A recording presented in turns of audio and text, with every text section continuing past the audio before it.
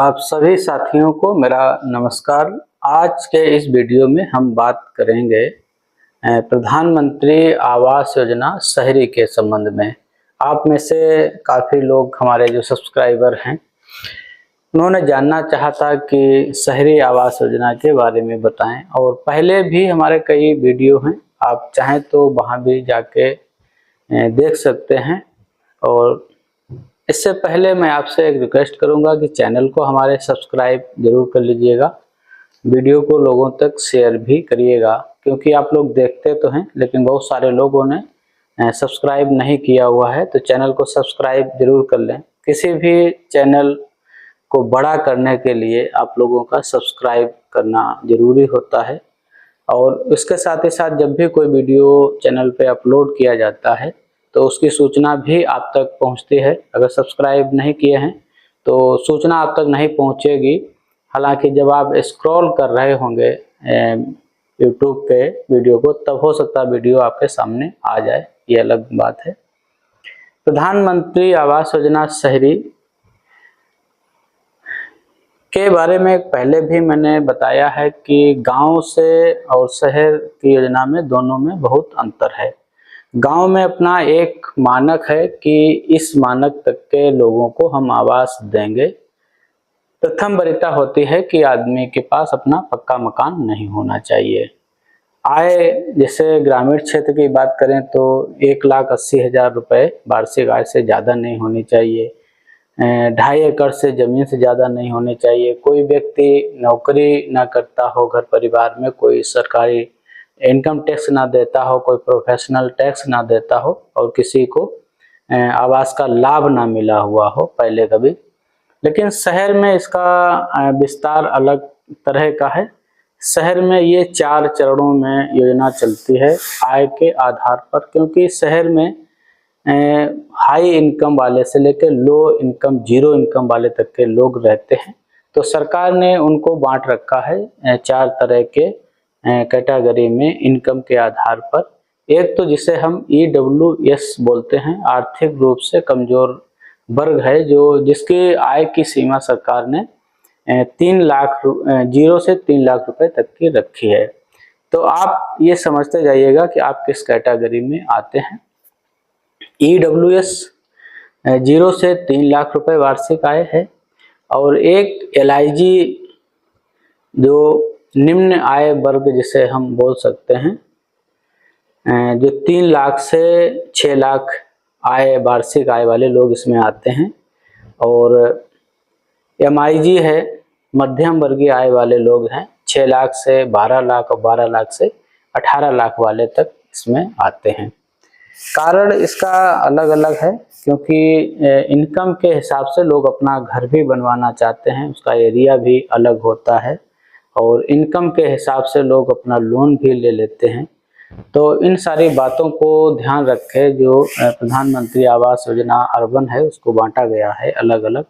और यहाँ पे 3-4 तरह की स्कीमें काम करती हैं। एक तो जिसे संक्षेप में हम ISSR बोलते हैं, इनसाइड स्लम रिडेवलपमेंट।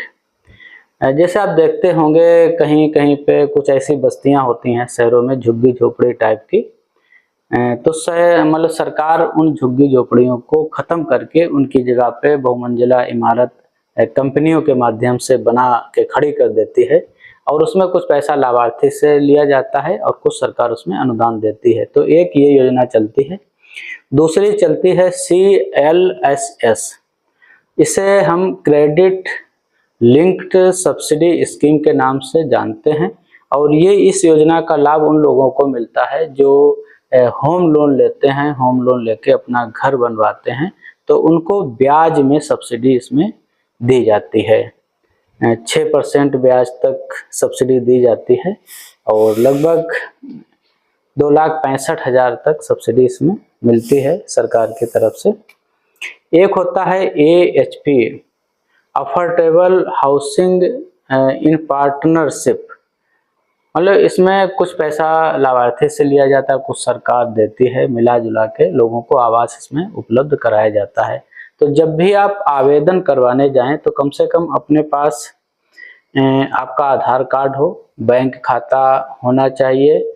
जिस ज़मीन पे आप मकान बनवाना चाहते हैं उस ज़मीन का कागज़ होना चाहिए और वहाँ की नगर पालिका या नगर निगम जो भी है तो उसका नोटिस होना चाहिए कि इस ज़मीन पे हमें कोई आपत्ति नहीं है, ये निर्माण कर सकते हैं। साथ ही साथ ज़मीन में संयुक्त रूप से घर की महिला का जिसके नाम आवास बनेगा उसका नाम उसमें सम्मिलित होना चाहिए और एक शपथ पत्र आपको देना पड़ेगा कि हमारे पास कहीं भी कोई पक्का मकान नहीं है और साथ ही साथ कभी भी कोई हमें आवास का लाभ नहीं दिया गया है।